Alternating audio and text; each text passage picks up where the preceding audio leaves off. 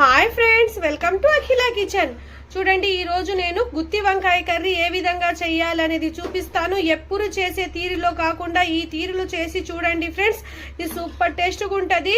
ఇది నార్మల్ రైస్లో కానీ బగారా రైస్లో కానీ సూపర్ కాంబినేషన్. ఏ విధంగా ఉందో చూడండి. గ్రేవీ చిక్కగా సూపర్ టేస్ట్గా ఉంటుంది. చాలా కమ్మగా రుచిగా ఉంటుంది ఫ్రెండ్స్. ఇప్పుడు లేట్ చేయకుండా రెసిపీలో వెళ్ళిపోదాం. స్టవ్ వెలిగించి గుత్తి వంకాయ కర్రీ కోసం అండి నేను ఒక గుప్పెడు పల్లీలు, కొంచెం కొబ్బరి వేసుకొని డ్రై రోస్ట్ చేసుకోవాలండి. చూడండి, ఇది కొంచెం ఫ్రై అయిన తర్వాత నేను నువ్వులు 4 టేబుల్ స్పూన్ నువ్వులు కూడా వేసుకోవాలా. ఈ గుత్తి వంకాయ కర్రీలో నువ్వులు అయితే చాలా టేస్ట్గా ఉంటాయండి. హెల్త్ కూడా చాలా మంచిది. నువ్వుల్లో రిచ్ కాల్షియం ఉంటుంది. చూడండి, ఈ విధంగా కొంచెం ఫ్రై అయిన తర్వాత చూడండి, ఈ విధంగా ఫ్రై అయితే మాకు సరిపోద్ది.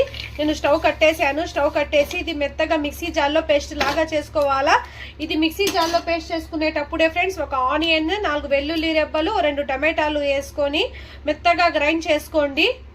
ఈ విధంగా మెత్తగా గ్రైండ్ చేసుకోవాలా. స్టవ్ మీద డబ్రా పెట్టాను. డబ్రా బాగా హీట్ అయిందండి. ఇందులో 4 టేబుల్ స్పూన్ ఆయిల్ వేసుకోండి. ఆయిల్ కూడా బాగా హీట్ అయిన తర్వాత ఆవాలు, జీలకర్ర, మిరియాలు,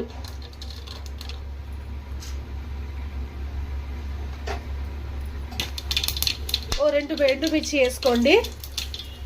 వేసుకున్న తర్వాత ఎండుమిర్చి కొంచెం కాలిన తర్వాత నేను కట్ చేసి పెట్టుకున్న వంకాయలు, ఈ వంకాయలు గుత్తి వంకాయలు లాగా కట్ చేసి పెట్టుకోవాలండి. ఈ వంకాయలు మొత్తం వేసుకొని ఆయిల్లోనే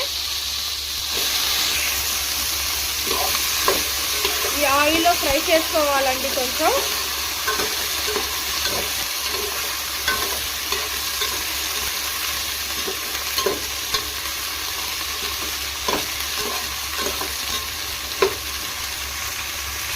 ఈ విధంగా ఫ్రై చేసుకునేటప్పుడే కొంచెం సాల్ట్ యాడ్ చేసుకోండి.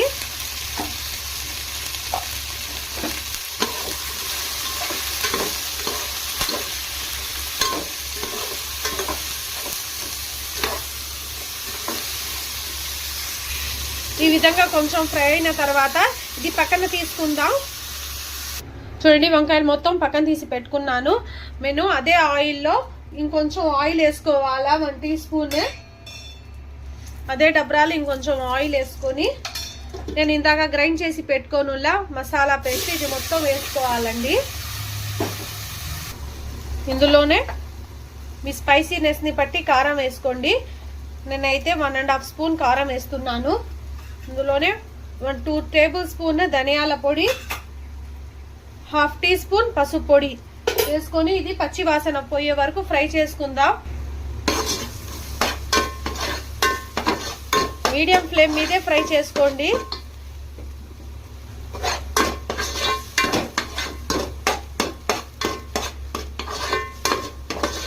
ఈ విధంగా మీరు గుత్తి వంకాయ కర్రీ చేసుకుంటే చాలా టేస్ట్గా ఉంటుంది ఫ్రెండ్స్. సూపర్గా ఉంటుంది.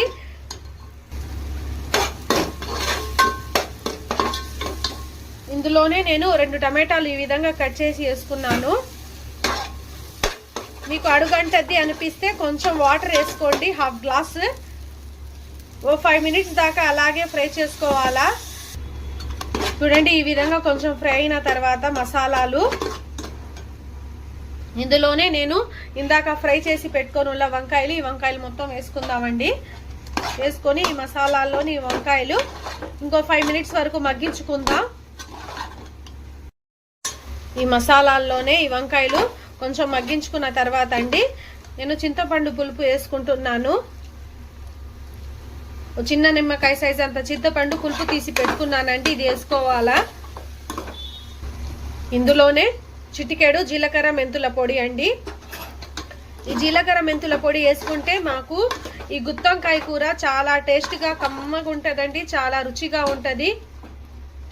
ఇందులోనే మీ గ్రేవీ థిక్నెస్ని బట్టి వాటర్ వేసుకోండి. నేను 1.5 గ్లాస్ వాటర్ వేసాను. ఇది బాగా ఉడకాలా. వంకాయలు మొత్తం మెత్తబడాలా.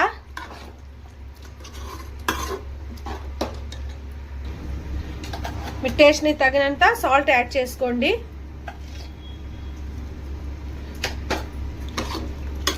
నేను ఇది ఒక 15 మినిట్స్ వరకు ఉడికించుకుందాం. నేను చూపిస్తాను. చూడండి మన కర్రీ ఏ విధంగా ఉడుకుతుందో. గ్రేవీ ఇంకా చిక్కగా కావాలా, వంకాయలు ఇంకా మగ్గాలా. మళ్ళీ మూత పెట్టేద్దాం. మూత పెట్టేసి ఉడికించుకుందామండి. చూడండి ఫ్రెండ్స్, మన గ్రేవీ కూడా థిక్గా అయిపోయింది. ఈ కన్సిస్టెన్సీ ఉంటే రైస్లో కలుపుకొని తినడానికి బాగుంటుంది ఫ్రెండ్స్. చూడండి వంకాయలు కూడా బాగా మెత్తబడిపోయాయి. మాకు చూస్తుంటేనే అర్థమైపోయాయి ఫ్రెండ్స్. లో ఫ్లేమ్ మీద పెట్టేసి ఒక 5 మినిట్స్ వరకు అలా మగ్గనిద్దాం ఫ్రెండ్స్. చూడండి మన గుత్తి వంకాయ కర్రీ అయితే రెడీ అయిపోయింది. ఏ విధంగా ఉందో చూడండి. ఇది చాలా రుచిగా చాలా కమ్మగా ఉంటుందండి ఈ గుత్తి వంకాయ కర్రీ. బగారా రైస్లో కానీ నార్మల్ రైస్లో కానీ బిర్యానీలో కానీ సూపర్ కాంబినేషన్ అండి. నేను స్టవ్ కట్టేస్తున్నాను. ఈ విధంగా మీరు గుత్తి వంకాయ కర్రీ చేసుకుని ఒకసారి ట్రై చేసి చూడండి. ఏ విధంగా ఉంటుందో మీరు కామెంట్ రూపంలో తెలియచేయండి friends. Please like, share, subscribe friends. Subscribe my channel Akhila kitchen. ఇలాంటి మరిన్ని టేస్టీ రెసిపీస్ కోసం నా ఛానల్ని సబ్స్క్రైబ్ చేయడం మాత్రం మర్చిపోబాకండి.